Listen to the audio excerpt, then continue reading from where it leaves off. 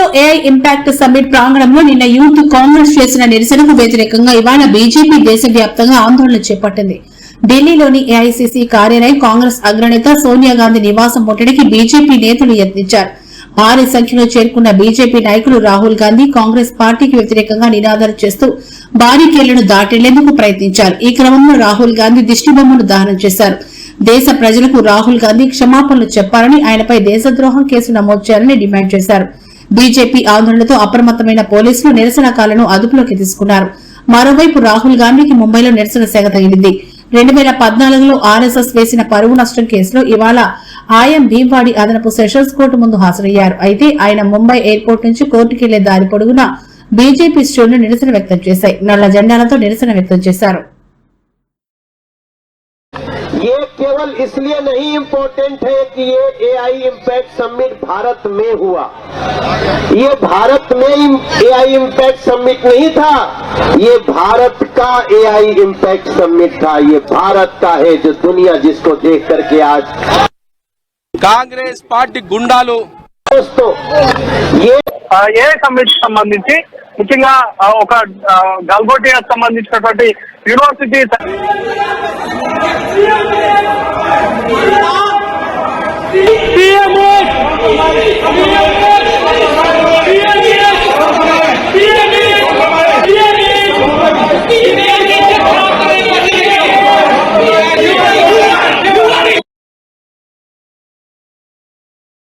Congress party యొక్క సహజ మూర్ఖత్వం కృత్రిమ మేధస్సును మించిపోయిందని బీఆర్ఎస్ వర్కింగ్ ప్రెసిడెంట్ కేటీఆర్ విమర్శించారు. అంతర్జాతీయ వేదికపై రాజకీయ నాటకాలు తగవని కాంగ్రెస్ పై మండిపడ్డారు. శనివారం కాంగ్రెస్ పై వరుస ట్వీట్లతో విమర్శలు గుప్పించారు. ఏఐ సమ్మిట్ వద్ద యువజన కాంగ్రెస్ నిరసనపై స్పందిస్తూ యూత్ కాంగ్రెస్ సభ్యులు తమ అల్ప రాజకీయ నాటకాల కోసం ఏఐ ఇంపాక్ట్ సమ్మిట్ 2026 ను వేదికగా ఎంచుకోవడం అత్యంత విచారకరమన్నారు. ఇలాంటి అంతర్జాతీయ వేదికలను నిరసనల కోసం ఉపయోగించడం వల్ల ప్రపంచ దేశాల ముందు మన దేశం యొక్క ప్రతిష్ట దెబ్బతింటుందన్నారు.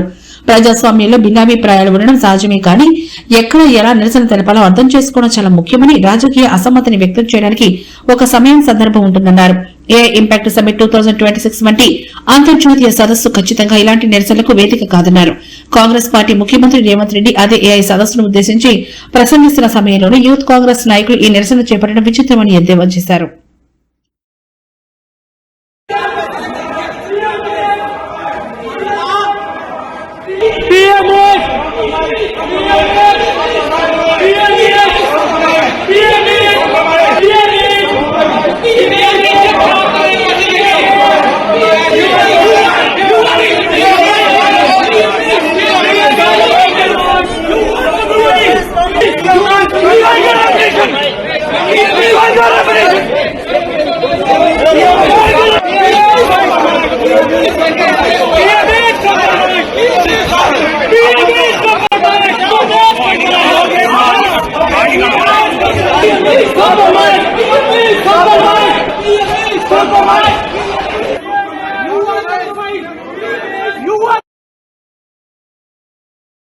తెలంగాణ రాష్ట్ర ప్రజలకు బిగ్ అలర్ట్. తెలంగాణ రాష్ట్రంలో అకాల వర్షాలు కురిసే ప్రమాదం పంచి ఉన్నట్లు వాతావరణ శాఖ హెచ్చరికలు జారీ చేసింది. రేపటి నుంచి 3 రోజుల పాటు తెలంగాణ రాష్ట్రంలో వర్షాలు పడతాయని వెల్లడించింది.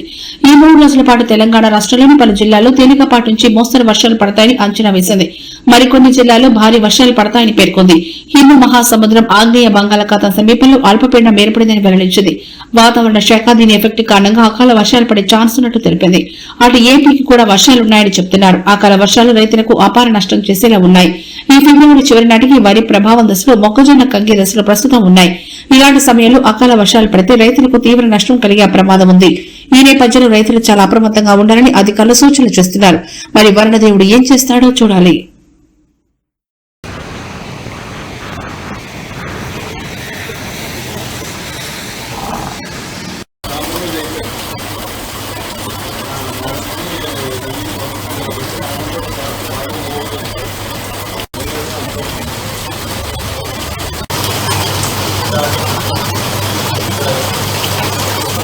ఎక్కడికెళ్ళి ఓడిపోడు. కండిషన్స్ కూడా నార్మల్గా ఉన్నాయి. వీటన్నింటి ప్రభావం చేత రాష్ట్రంలో అయితే గ్రాడ్యువల్గా రైన్ఫాల్ యాక్టివిటీ అయితే డిక్రీజ్ అవుతుంది. నెక్స్ట్ 24 అవర్స్ చూస్తే అక్కడక్కడ ఉరుములతో కూడిన జల్లులు వచ్చే అవకాశం ఉన్నట్టుగా మనం ఫోర్కాస్ట్ ఇస్తున్నాం. అలాగే ఉన్నటువంటి మాన్సూన్ కండిషన్స్ తీరం మట్టికి బలమైన ఎదురుగాలు అయితే ఇంకా కంటిన్యూ అవుతున్నాయి. అలాగే గంటకి 35 నుంచి 45 కిలోమీటర్ల కూడా కంటిన్యూ అవుతున్నాయి. వీటి కారణం చేత తీరాంబడి ఉన్నటువంటి కంప్లీట్ ఆంధ్ర తీరాంబడి ఉన్నటువంటి మత్స్యకాలందరూ కూడా వేటకు వెళ్ళొద్దని చెప్తున్నాం. నెక్స్ట్ లాస్ట్ 24 అవర్స్ వరకు కూడా చూసినా కూడా ఒక మాస్టర్ వర్షాలు అక్కడక్కడ మన కోస్తా జిల్లా నమోదవడం జరిగింది. ఇక్కడ కూడా 3 సెంటీమీటర్స్ వర్షపాతం నమోదైంది. మ్యాక్సిమం 3 సెంటీమీటర్స్ అత్యధికంగా నమోదైంది.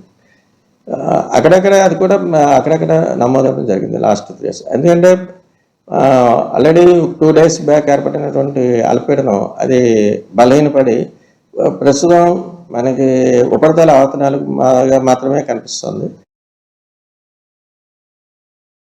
ప్రముఖ సినీ నటుడు హిందూపురం టీడీపీ ఎమ్మెల్యే నందమూరి బాలకృష్ణ తన నియోజకవర్గంలో సొంత ఇంటి నిర్మాణానికి శ్రీకారం చుట్టారు. శ్రీ సత్యసాయి జిల్లా హిందూపురంలోని వనం కాలనీలో శుక్రవారం ఆయన సతీమణి వసుంధరతో కలిసి భూమి పూజ నిర్వహించారు. ఈ కార్యక్రమంలో ఆయన హిందూపురంలోనే శాశ్వత నివాసం ఏర్పాటు చేసుకోబోతున్నట్టు స్పష్టమైంది. హిందూపురం నుంచి 2014, 19, 24 సంవత్సరం ఎన్నికల్లో వరుసగా 3 సార్లు ఎమ్మెల్యేగా గెలిచిన బాలకృష్ణ ఇప్పటి వరకు హైదరాబాద్ లో ఉంటూ నియోజకవర్గ కార్యకలాపాలు పర్యవేక్షిస్తున్నారు. దీంతో ఆయన నియోజకవర్గానికి అందుబాటులో ఉండడం లేదంటూ ప్రతిపక్షాల నుంచి తరచూ విమర్శలు వస్తున్నాయి. ఈ విమర్శలకు చెక్ పెట్టే ఉద్దేశంతోనే బాలకృష్ణ ఈ నిర్ణయం తీసుకున్నట్లు రాజకీయ వర్గాలు భావిస్తున్నాయి. హిందూపురం పట్టణ సమీపంలోని వనం కాలనీలో 81 సెంట్ల విస్తీర్ణంలో ఈ ఇంటిని నిర్మించనున్నారు. భూమి పూజకు సంబంధించిన ఫోటోలు, వీడియోలు ప్రస్తుతం సోషల్ మీడియాలో వైరల్ అవుతున్నాయి. స్కందపూర్వజాయ నమః సర్వసిద్ధిప్రదాయకాయ నమః ప్రతిష్టాపనం కలిష్యే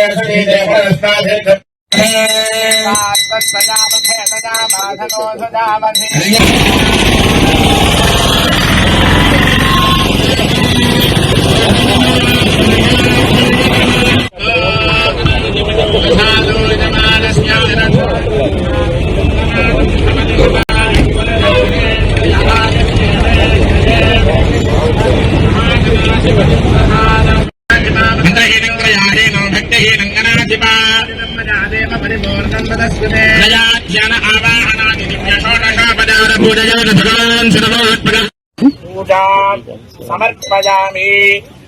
ధూపం వనస్పత్యర్భవేత్యేన నానాగంధైస్మిన్ధూపాయం ప్రతిగోప్యతాం మహాగణాధిపతయే నమః. మయా ధూపమాఘ్రాపయామి. మే ధూపాశ్రభినో దివ్యధూపాధివాసినాః బ్రహ్మపవిత్రేణ భూతా సూర్యస్య రశ్మిభిః. మహాగణాధిపతయే నమః. పరిమళ ధూపమాఘ్రాపయామి. సాక్ష్యం త్రివక్తి సంయుక్తో బంధనాయోగితం ప్రియో మహానమంగళం దీపో త్రైలోక్యతిమిర మహాగణాధిపతయే నమః. ఢిల్లీలో నిన్న ఇండియా ఏఐ ఇంపాక్ట్ సమిట్ 2026 లో యూత్ కాంగ్రెస్ కార్యకర్తలు సృష్టించిన గందరగోళంపై ఏపీ మంత్రి నారా లోకేష్ తీవ్ర ఆగ్రహం, విచారం వ్యక్తం చేశారు. అంతర్జాతీయ వేదికపై వారి ప్రవర్తన దిగ్భ్రాంతికి గురి చేసిందన్నారు. ఏఐ రంగంలో ఎదుగుతున్న భారత శక్తిని ప్రపంచానికి చాటేందుకు ఉద్దేశించిన సదస్సులో ఇలాంటి ఘటనలు జరగడం దురదృష్టకరమన్నారు. ఈ మేరకు లోకేష్ ఒక ప్రకటనను విడుదల చేశారు. ఏఐ సూపర్ పవర్ గా భారత్ ఎదుగుతున్న తీరును ప్రదర్శించేందుకు ఈ సదస్సు ఒక గొప్ప అవకాశమని, అలాంటి ప్రతిష్టాత్మక అంతర్జాతీయ కార్యక్రమాన్ని రాజకీయ వేదికగా మార్చడం ద్వారా ప్రపంచం ముందు మనందరి ప్రతిష్టను తగ్గించారు. ఇది దిగ్భ్రాంతికరం, విచారకరమని లోకేష్ ఆవేదన వ్యక్తం చేశారు. భారతదేశం ఇంతకంటే మెరుగైన గౌరవానికి అర్హమైనదని ఆయన అభిప్రాయపడ్డారు. మనం ఇలాంటి చిల్లర రాజకీయాలను పక్కన పెట్టి ఆవిష్కరణలు, నైపుణ్యం ద్వారా దేశ నిర్మాణానికి ప్రాధాన్యతనిద్దామని లోకేష్ పిలుపునిచ్చారు. దేశ ప్రతిష్టకు సంబంధించిన విషయాల్లో రాజకీయాలు చేయడం తగదని ఆయన హితవు పలికారు.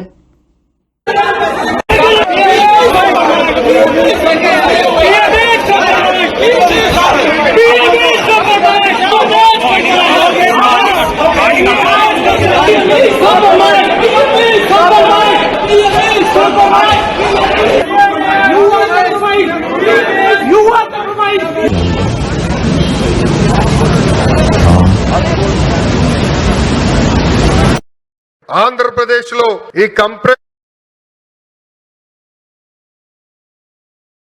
ఆంధ్రప్రదేశ్ ను నాలెడ్జ్ క్రియేటర్ ఎకనామిక్ కి కేంద్రంగా తీర్చిదిద్దడమే లక్ష్యంగా ముఖ్యమంత్రి చంద్రబాబు ఢిల్లీలో కీలక చర్చలు జరిపారు.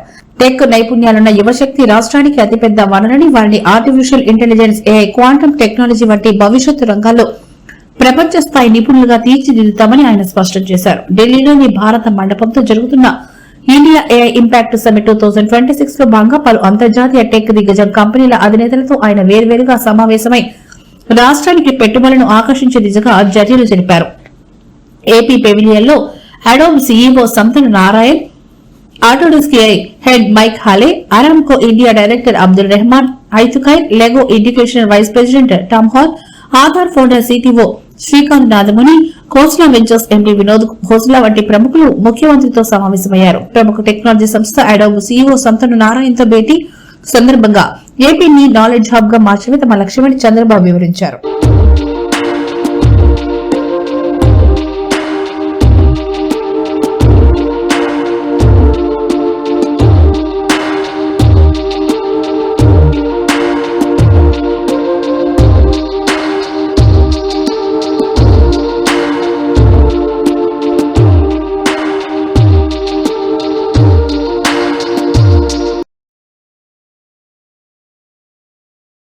చెత్త ఇవ్వండి, నిత్యావసరాలు తీసుకోవడాన్ని ప్రజలకు సీఎం చంద్రబాబు నాయుడు పిలుపునిచ్చారు. పల్నాడు జిల్లా వెనుకొండలో స్వచ్ఛ రథాలను ఆయన ప్రారంభించారు.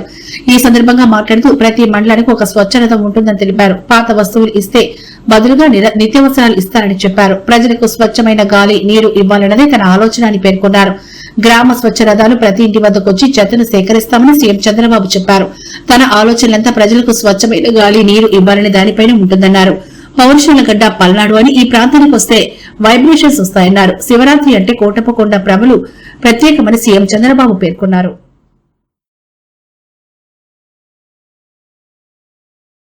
ఇంట్లో పక్కబెట్టి ఎప్పుడు రథం ఇస్తే దానికి ఇస్తే రెండు లాభాలు: పరిసరాలు పరిశుభ్రంగా ఉంటాయి, కాస్త కోస్త మీకు ఆదాయం వస్తుంది.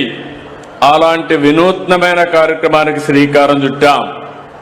నేను పల్నాడుకు వచ్చినప్పుడంతా చూస్తున్నాను. పల్నాడంగానే ఒక పౌరుషాల గడ్డ.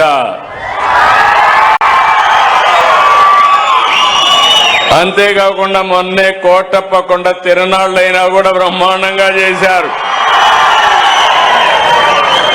పల్నాడులో అడుగు పెడితే వైబ్రేషన్లే డిఫరెంట్ గా ఉంటాయి.